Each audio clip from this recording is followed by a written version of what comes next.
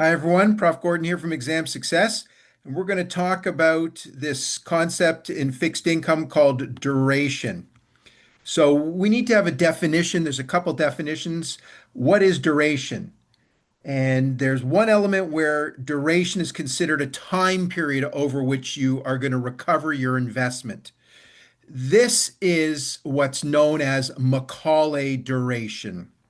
And we can look at this through a quick example. So suppose that you pay $933.76 for a 6% annual pay bond that matures in 4 years. So the question is, how long does it take you to recover your investment?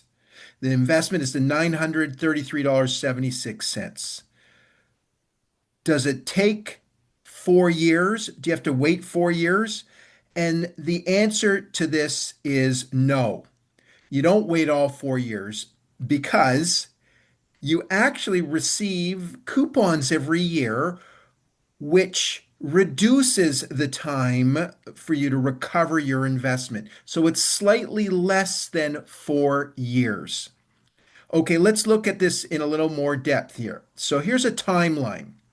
And if I put up the picture for this bond, right now we pay $933.76.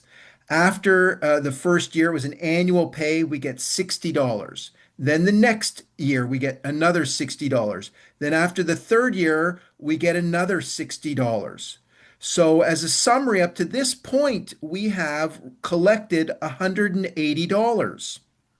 Well, now the final payment of the par plus the last coupon, out of this, we only need $753.76 to recover our $933.76 investment. So, a quick way to then be able to calculate this Macaulay duration is to look at the 3 years of collecting the coupons and then the fraction of the $753.76 out of the $1,060. So that's about 3.71 years. So that's less than the 4 years.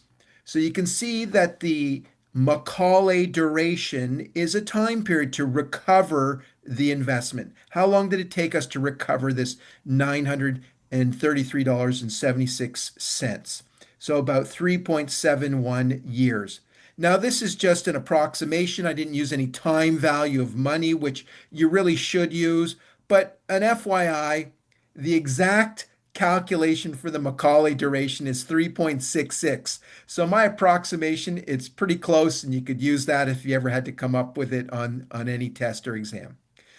Okay, so now let's push forward and have another definition of what is duration. So duration measures the sensitivity of a bond's price to changes in interest rates or equivalently changes in yields. Yields and interest rates, sometimes we can use those terms interchangeably.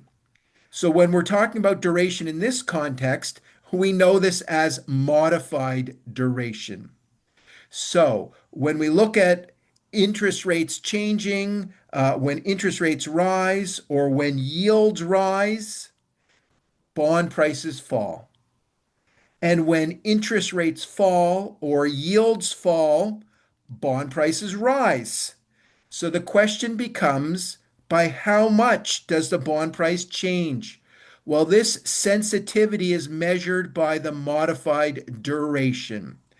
So we can actually calculate this using our formula. The percentage change in the price of a bond is equal to minus. Why is it minus? We have this inverse relationship between price and yields. So keep that in mind. We know about that relationship. So the percentage change in the bond price is equal to minus the modified duration times the change in interest rates, or we could say the change in yields. Remember, interest rates and yields, we can use those interchangeably.